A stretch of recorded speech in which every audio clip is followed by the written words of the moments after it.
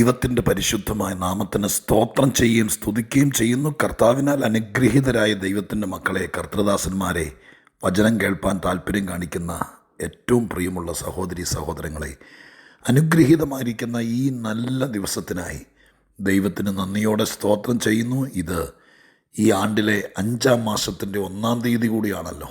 സുന്ദരമായിരിക്കുന്ന ഈ നല്ല സുദിനം നമുക്ക് സമ്മാനിച്ച ദൈവത്തിന് 1000 നന്ദി പറയുന്നു. മെയ് മാസം മുഴുവൻ ദൈവത്തിൻ്റെ നടത്തിപ്പുകളും ദൈവത്തിൻ്റെ വാഗ്ദത്തങ്ങൾ നിറവേറി കേൾക്കുന്ന വചനം വിശ്വസിക്കുന്നവർക്ക് ഫലകരമായ നിലവാരത്തിൽ പ്രയോജനപ്പെടത്തക്ക രീതിയിൽ ദൈവത്തിൻ്റെ കൈ നമുക്ക് അനുകൂലമായിരിക്കുന്ന ഒരു മാസമായിരിക്കട്ടെ എന്ന് ഈ മാസാരംഭ ദിവസം ഞാൻ നിങ്ങളെ നോക്കി ആശംസിക്കുന്നു. ഒരുപാട് കാര്യങ്ങൾ നടക്കട്ടെ, ഒത്തിരി ബാധ്യതകൾ തീരട്ടെ, ഒരുപാട് നന്മകൾ വരട്ടെ, ഒത്തിരി സമാധാനമുണ്ടാകട്ടെ, ചില പ്രശ്നങ്ങൾക്ക് പരിഹാരം വരട്ടെ. ഇതെല്ലാം ദൈവം നൽകിത്തരട്ടെ എന്ന് പ്രാർത്ഥിക്കുന്നു. നിങ്ങൾക്കേവർക്കും യേശുക്രിസ്തുവിൻ്റെ ധന്യമുള്ള നാമത്തിൽ വിനീതമായ സ്നേഹവന്ദനം അറിയിക്കുന്നു. ഒരിക്കൽ കൂടെ എൻ്റെ കർത്താവിനെ ഹൃദയത്തിൽ ധ്യാനിച്ചുകൊണ്ട് സകല മഹത്വവും പുകഴ്ചയും സ്തുതിയും ആരാധനയും ഞാൻ ദൈവത്തിന് അർപ്പിച്ചുകൊണ്ട് ഇന്ന് നാം ഒന്നിച്ച് ചിന്തിപ്പാൻ ആഗ്രഹിക്കുന്ന ആത്മീക ചിന്തയ്ക്ക് ആധാരമായ വേദവാക്യം ഉൽപ്പത്തി പുസ്തകത്തിൽ നിന്നാണ്. ഉൽപ്പത്തി 21-ാം അധ്യായത്തിൻ്റെ 18-ാമത്തെ വാക്യം ഞാൻ നിങ്ങളെ വായിച്ചു കേൾപ്പിക്കാം. ഉൽപ്പത്തി 21:18. നീ ചെന്ന് ബാലനെ താങ്ങി എഴുന്നേൽപ്പിച്ചു കൊള്ളുക, ഞാൻ അവനെ ഒരു വലിയ ജാതിയാക്കും. നീ ചെന്ന് ബാലനെ താങ്ങി എഴുന്നേൽപ്പിച്ചോ, നീ എഴുന്നേൽപ്പിക്കുന്നവനെ ഞാനൊരു വലിയ ജാതിയാക്കിക്കൊള്ളാം. ഇത് ദൈവം മരുഭൂമിയിൽ വെച്ച് ഹാഗാറിനോട് പറയുന്ന വാക്കാണ്. ഹാഗാറിൻ്റെ ജീവിതത്തിലെ വലിയ തകർച്ചയുടെ ആ വേള നിങ്ങൾ ഓർമ്മയുണ്ടാവും. അബ്രഹാമിൻ്റെ കുടുംബത്തിൽ നിക്കക്കള്ളിയില്ലാതെ ഇസ്മായേലിനെയും വിളിച്ചുകൊണ്ട് ഓടിപ്പോവുക, അല്ല അബ്രഹാം ഇറക്കി വിടുക.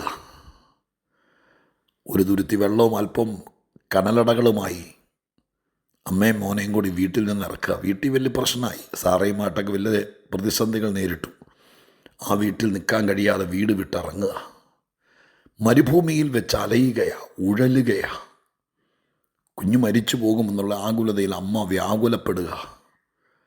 ദൂരത്തൊരു സ്ഥലത്ത് കൊണ്ടിട്ടിട്ട് വാവിട്ട് നിലവിളിക്കുക. ആ നിലവിളിക്കുന്ന സമയത്ത് ബേർഷേബ മരുഭൂമിയിൽ ദൈവത്തിൻ്റെ ദൂതൻ ഇറങ്ങി വന്നിട്ട് പറയുക, ഹാഗാറേ, നീ ബാലനെ താങ്ങി എഴുന്നേൽപ്പിക്കുക, നീ ആ കുഞ്ഞിനെ താങ്ങി എഴുന്നേൽപ്പിക്കുക.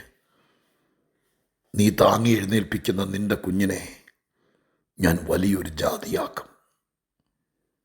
വേദപുസ്തകത്തിൽ ദൈവമായ കർത്താവ് അനേകരെ, ചിലരെ താങ്ങി എഴുന്നേൽപ്പിക്കാൻ, ചിലരെ പിടിച്ചു നിർത്താൻ, ചിലർ വീഴാതിരിക്കാൻ, ചിലർ നഷ്ടപ്പെട്ടു പോകാതിരിപ്പാൻ, ചിലർ ആത്മഹത്യ ചെയ്യാതിരിപ്പാൻ, ചിലർ നിരാശപ്പെടാതിരിപ്പാൻ, ചിലർ കൃപയിൽ നിന്ന് പോകാതിരിപ്പാൻ, ചിലർ ദൈവത്തിൻ്റെ സന്നിധിയിൽ തന്നെ ഉറച്ചു നിൽക്കാൻ ദൈവമായ കർത്താവ് ചിലരോട് പറയും, അവനെ ഒന്ന് താങ്ങിയേക്കണേ, അവനെ ഒന്ന് പിടിച്ചേക്കണേ, അവനെ ഒന്ന് കരുതിയേക്കണേ, അവന് വേണ്ടി ഒന്ന് പ്രാർത്ഥിച്ചേക്കണേ എന്നൊക്കെ ദൈവം തന്നെ പലരോടും പറഞ്ഞു നിർത്തുന്നു.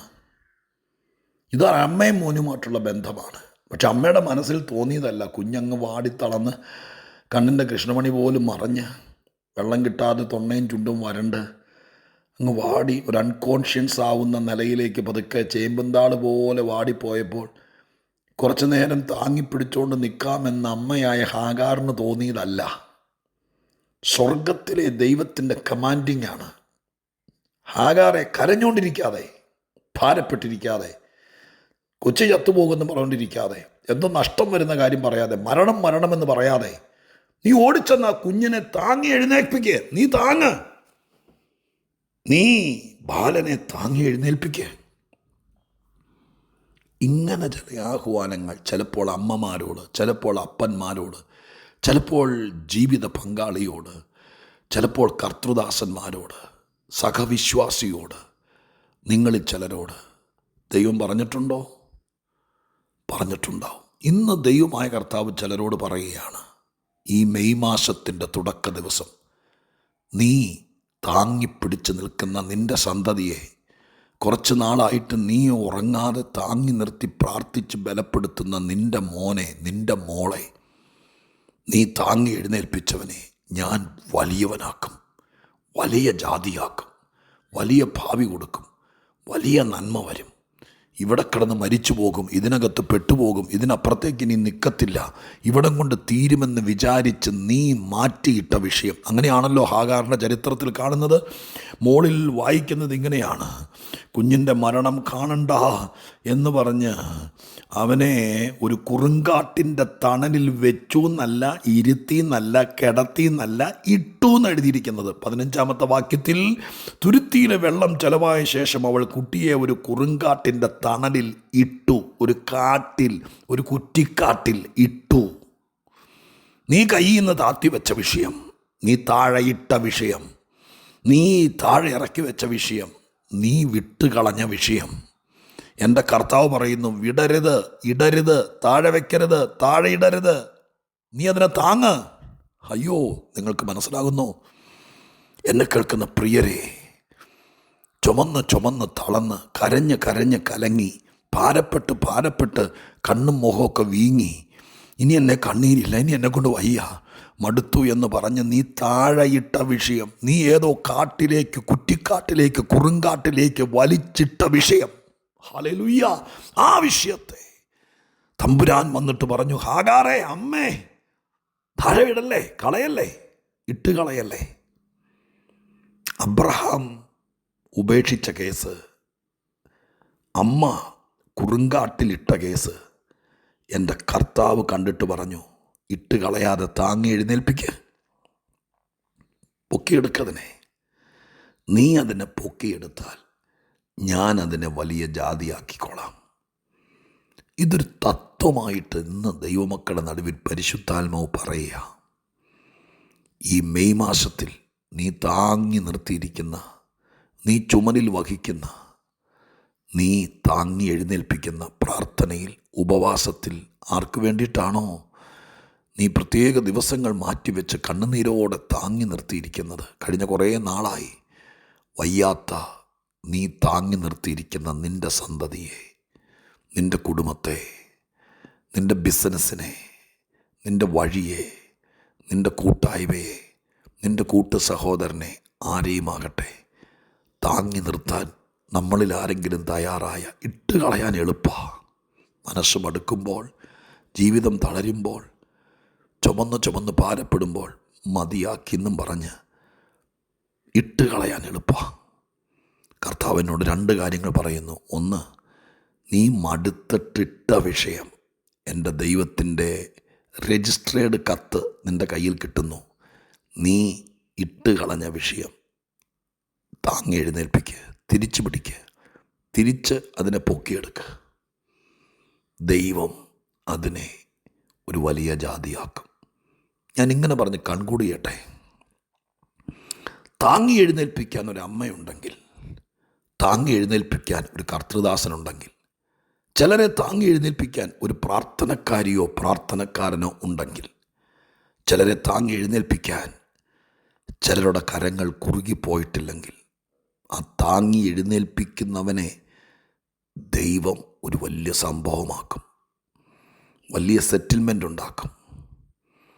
നീ മടുത്ത് തോറ്റ് തീർന്നു എന്ന് പറഞ്ഞ് ഒരു കുറുങ്കാട്ടിലേക്ക് മാറ്റിയിട്ട ഏതോ വിഷയം മെയ് മാസത്തിൽ തമ്പുരാൻ വീണ്ടും പൊക്കിയെടുക്കുക. നിന്നോട് തന്നെ താങ്ങി എഴുന്നേൽപ്പിച്ചോളം പറയുക. അതിനെ ഈ മാസം ഒരു സാക്ഷ്യമാക്കും, ഒരു സംഭവമാക്കും.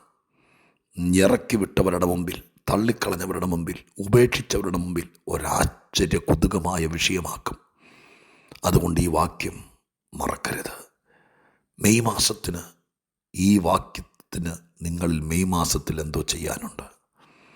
ഹാഗാറേ, നീ ഇട്ടിട്ട് പോയ വിഷയം തമ്പുരാൻ പുറകെ വന്ന് പറയുന്നു, ഓടിച്ചല്ല, താങ്ങി എഴുന്നേൽപ്പിക്ക്. പ്രാർത്ഥന കൊണ്ട്, ഉപവാസം കൊണ്ട് ഒരിക്കൽ കൂടി താങ്ങി എഴുന്നേൽപ്പിക്ക്. താങ്ങി എഴുന്നേൽപ്പിക്കുന്ന പലരെയും ദൈവം ചറുകുമുളപ്പിച്ചോളും, ബലപ്പെടുത്തിക്കോളും, യാത്രകൾ ഒരുക്കിക്കോളും, വിജയം കൽപ്പിച്ചോളും, ബലഹീനത മാറ്റിക്കോളും, മടക്കി വരുത്തിക്കോളും, സന്തോഷിപ്പിച്ചോളും, സമാധാനിപ്പിച്ചോളും, നിനക്ക് നാളെ നന്മയാക്കി മാറ്റിക്കോളും. പ്രാർത്ഥിക്കട്ടെ. പരിശുദ്ധ ദൈവമേ, ഞങ്ങളുടെ സ്വർഗീയ പിതാവേ, കർത്താവ് പറഞ്ഞു, ഹാഗാറേ താങ്ങി എഴുന്നേൽപ്പിച്ചോ, ഞാൻ ബാക്കി ചെയ്തോളാം. ഞങ്ങളാലാവത് പ്രാർത്ഥിച്ചും ഉപദേശിച്ചും സ്നേഹിച്ചും ക്ഷമിച്ചും കൈത്താങ്ങൽ കൊടുത്തിയും താങ്ങി എഴുന്നേൽപ്പിച്ചാൽ ബാക്കി ദൈവം ചെയ്യും. ഞങ്ങളത് വിശ്വസിക്കട്ടെ അപ്പാ. ഇത് കേൾക്കുന്ന ജനം അത് ഒപ്പിയെടുക്കുന്നവർക്ക് അനുഗ്രഹമാകട്ടെ അപ്പാ. അനേക അമ്മമാരെ എനിക്കറിയാം, അവരുടെ പിള്ളേരെയൊക്കെ ഹാഗാറിനെ പോലെ ഇവർ താങ്ങി നിർത്തിയിരിക്കുക. അവർ താങ്ങി നിർത്തിയവരെ ദൈവം ഒരു വലിയ അനുഗ്രഹവും സാക്ഷ്യവുമാക്കണേ. ഈ മാസം ഭയങ്കര റിപ്പോർട്ടുകൾ വരണേ. ദൈവം പ്രവർത്തിക്കണേ. ദൈവം ഞങ്ങൾക്ക് അനുകൂലമെന്ന് തെളിയുന്ന മാസമായിരിക്കട്ടെ. കർത്താവ് ഞങ്ങളിൽ ചിലരോട് പറയട്ടെ, നീ താങ്ങി എഴുന്നേൽപ്പിച്ചോ, ബാക്കി ഞാൻ ചെയ്തോളാന്ന്. ഇതുപോലത്തെ ഒരു ശബ്ദത്തിനായി ഞങ്ങൾ ഈ മാസം കാത്തിരിക്കും അപ്പാ. ദൈവം അനുഗ്രഹിക്കണം. പ്രാർത്ഥന കേട്ടതിന് നന്ദി. യേശുവിൻ്റെ നാമത്തിൽ തന്നെ. ആമേൻ.